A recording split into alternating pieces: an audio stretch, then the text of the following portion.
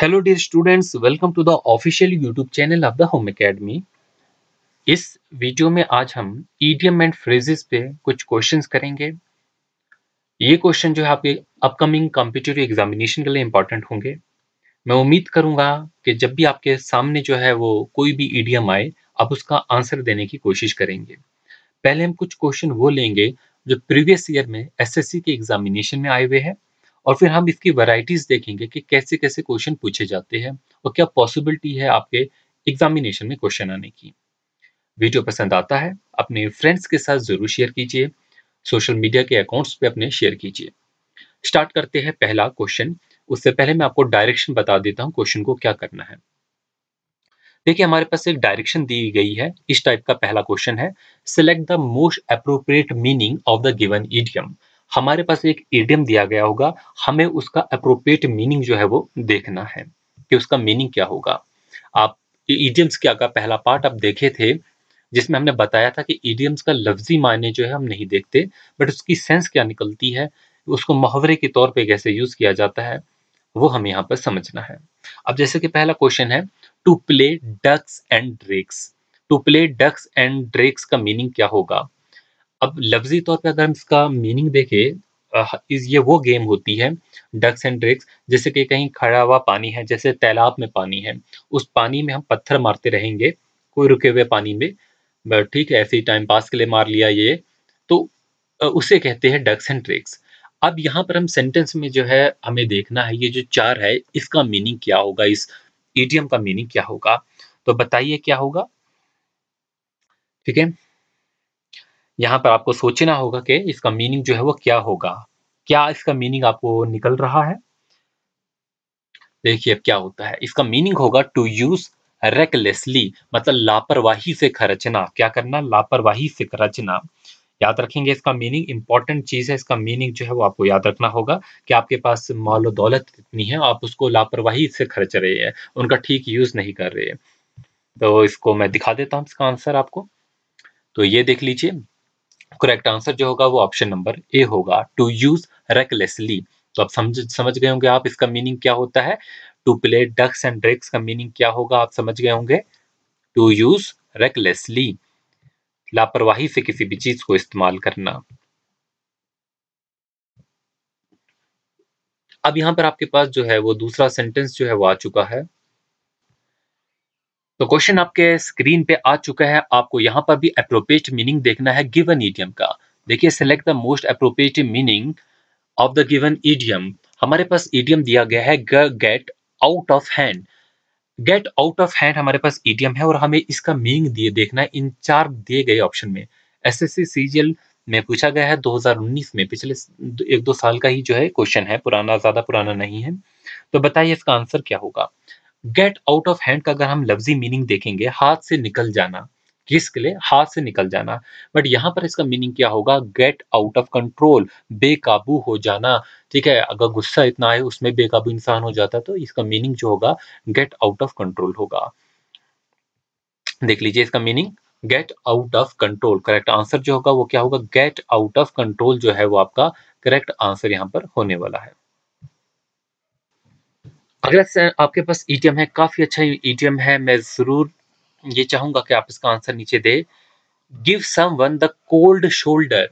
Give someone the cold shoulder, लफ्जी meaning समझेंगे तो आप यही निकालेंगे कि ठंडा कंधा देना, बट ईडियम है ये। आपको ये समझना है ईडियम का लफ्जी मीनिंग नहीं, बट हम जब इसे सेंटेंस में यूज करते हैं तो इसका मीनिंग क्या निकलता है। अब देखिए, हमारे पास जो ईडियम है, give someone the cold shoulder, इसका क्या मीनिंग होता है कि किसी भी इंसान को अगर आप कम अहमियत देते हैं, हम उसके लिए कह सकते हैं सेंटेंस में कि कोल्ड शोल्डर का लफ्ज हम इसके लिए इस्तेमाल करेंगे। तो आप समझ गए, किसी भी इंसान को जो है वो कम अहमियत देना, ला ताल्लुकी करना, किसी भी इंसान से कम अहमियत देना, किसी को नो अटेंशन देना, हम कह सकते हैं डिसरिस्पेक्ट करना, तो वो हमारा होगा कोल्ड शोल्डर। तो यहाँ पर देखेंगे इग्नोर समवन, जब हम किसी को इग्नोर करते हैं तो वो क्या होगा, कोल्ड शोल्डर होगा। समझ गए, give someone the cold shoulder का मीनिंग कि किसी को अगर हम इग्नोर करते हैं, किसी को हम इग्नोर करेंगे तो क्या होगा, वो कोल्ड शोल्डर होगा। मैं दो तीन बार जो है कि हर एक इडियम को रिपीट कर रहा हूं ताकि आपको चीज भूले ना।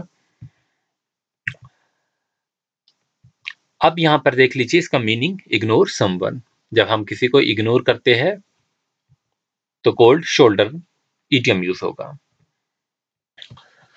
देख लीजिए अब अगला हमारे पास ईडियम है, ये भी काफी इंपॉर्टेंट ईडियम है, lead someone by the nose.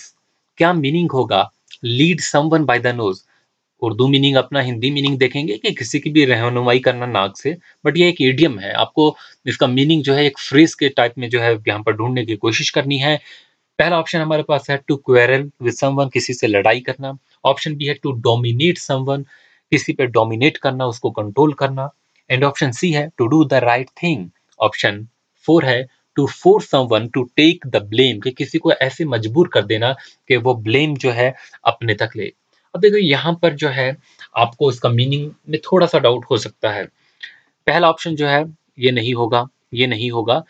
Lead someone by the nose होता है कि किसी को ऐसे कंट्रोल करना कि वो आपकी हर चीज माने, हर बात माने, हर बात वो आपकी माने, आप उनको ऐसे कंट्रोल करना, उस पे ऐसे डोमिनेट हो जाए, आप मतलब उस पे डोमिनेट होंगे, ठीक है? तो so that what ever you want वो इंसान वही काम करे।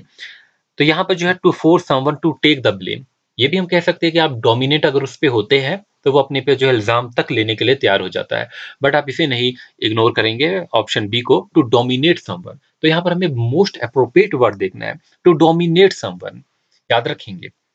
देखो डियर स्टूडेंट्स, एक प्लेलिस्ट है हमारी ईडियम एंड फ्रेजेस की, जिसमें डेली बेसिस पे हम एक एक ईडियम तो अपलोड कर रहे थे, बट उतना अच्छा रिस्पॉन्स नहीं आया, ठीक है? उसमें जो है टीचर भी एक अच्छा पढ़ा रहा था आपको डेली बेसिस पे एक एक ईडियम, क्योंकि ईडियम एक ऐसी चीज है, आप लगातार याद रखेंगे तो आपको जो है ये भूल सकते हैं। तो अगर दिन का एक ईडियम, हमने यही सोचा था एक एक ईडियम हर दिन का जो है वो अपलोड करें, बट जब अपलोड कर रहे थे स्टूडेंट उतने देख नहीं रहे थे।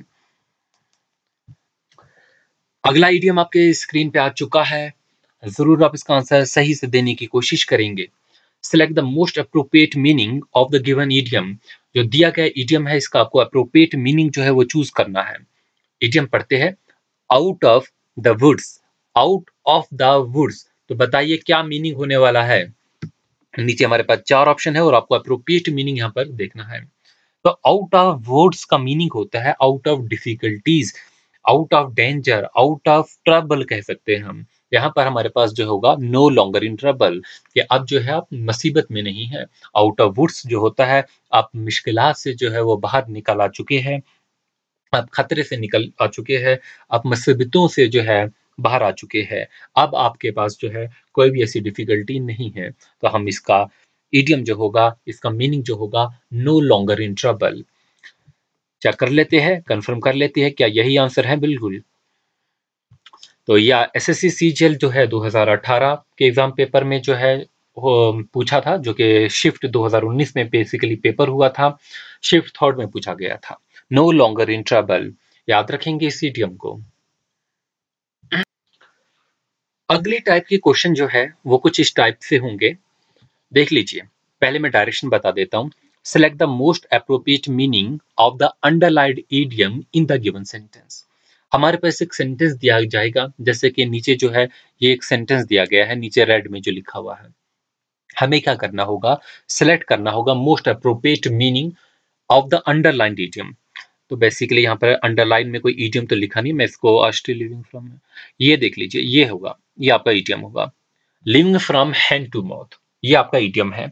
इस तरीके से अंडरलाइन करके दिया होगा आपके एग्जामिनेशन में, और आपको जो है उसमें से करेक्ट मीनिंग जो है वो चूज करना होगा। अब हम पढ़ते हैं इस क्वेश्चन को, सेंटेंस को। It is unfortunate that most people in the country are still living from hand to mouth. ये बहुत बदकिस्मती की बात है कि ज्यादातर लोग जो है, अक्सर लोग जो है हमारे यहाँ पर, हमारी कंट्री में, वो अभी भी जो है they are still living from hand to mouth. अब यहाँ पर हैंड टू माउथ का मीनिंग क्या निकल रहा है? कि मतलब वो लोग हैं जो दिन भर काम करते हैं, दिन भर जो है वो पैसा कमाते हैं और रात को उसी से जो है वो खाते हैं।